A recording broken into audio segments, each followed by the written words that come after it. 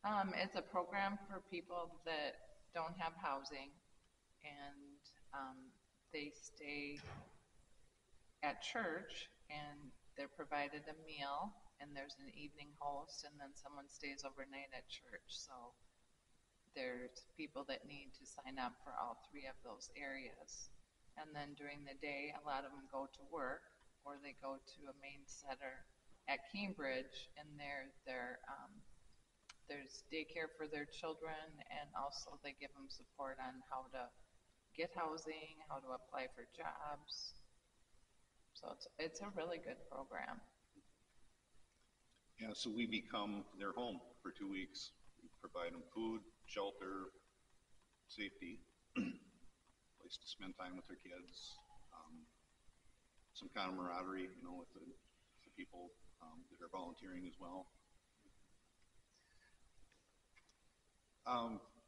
Most volunteers seem to want to provide meals at first. It's just what we do as good Lutherans. We feed each other a lot. So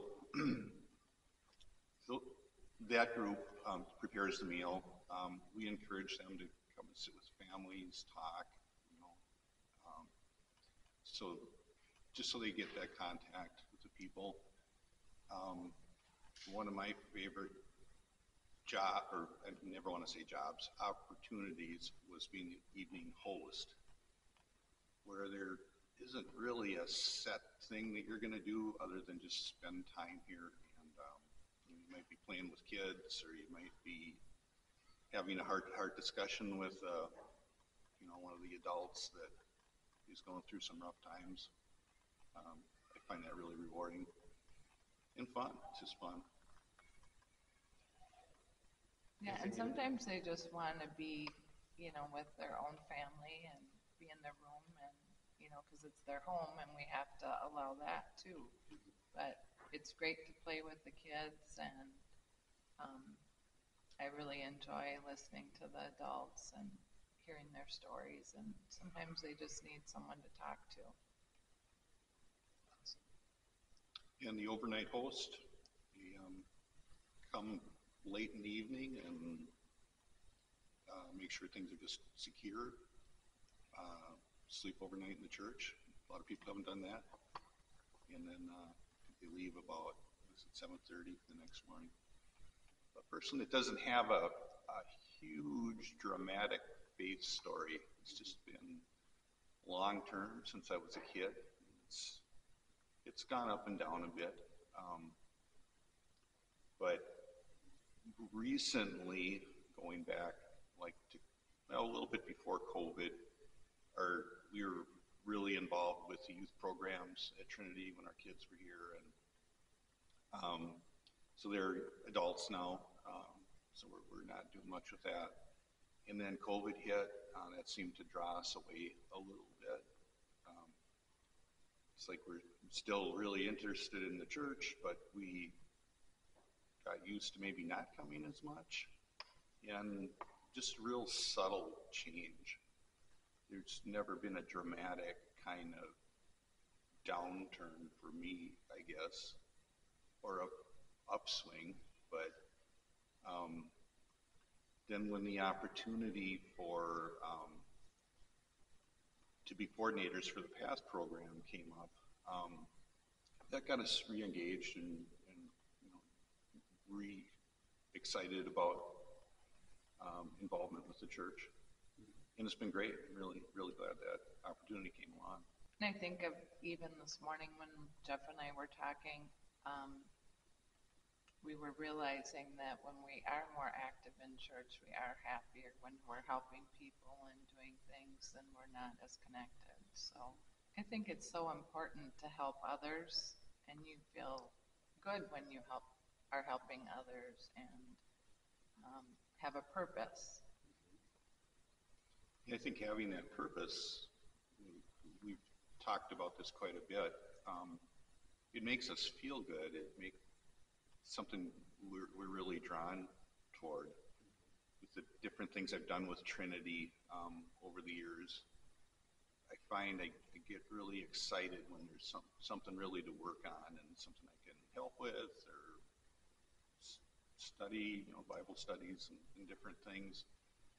But I find myself like driving faster to church, and and instead of just driving along, I'm excited to get there, and it gives my mind something to work on, rather than maybe worry about other things in life. It was a lot different than what I expected. We had helped for many years in the past, but being the coordinators, to find out, there's so many details to it, both within what the church does and what the PATH program does, or the main people at Cambridge, and to try to coordinate it all. It was a lot in the beginning, but it was amazing how much the church came together and took care of so many things that we didn't even realize were being done. So that was really neat to see. And I really felt like I'm really a planner, so I wanted to have everything organized and planned, and I would start to worry about something that maybe was a little unexpected I didn't think we'd have to deal with.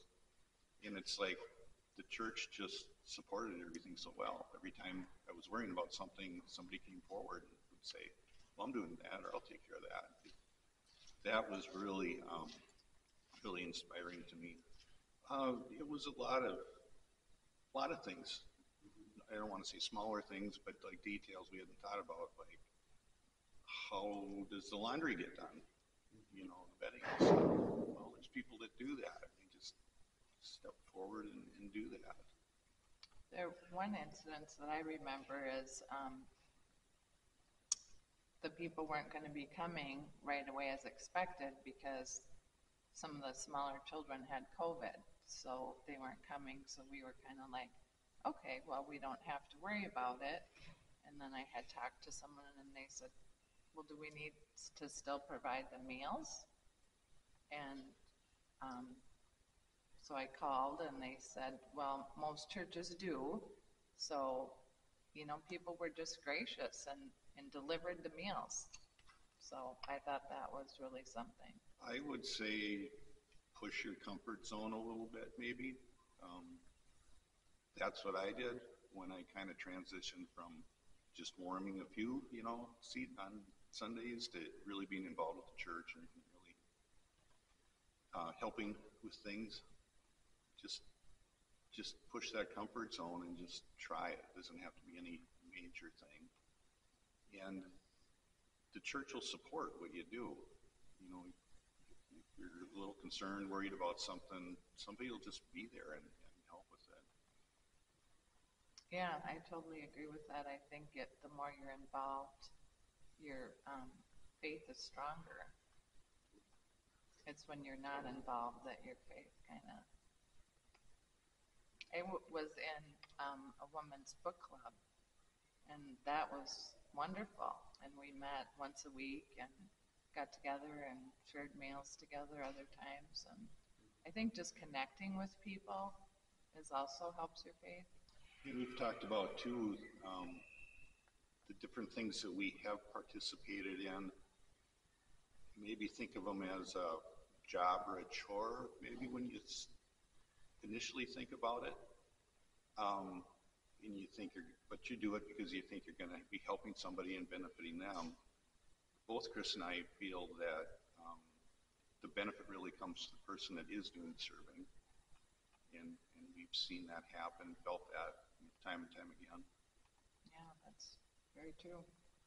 Come and help. One of our goals was to bring more people in that hadn't worked with the PATH program. And we did get some people volunteering. It was their first time, and we kind of helped them through and maybe get,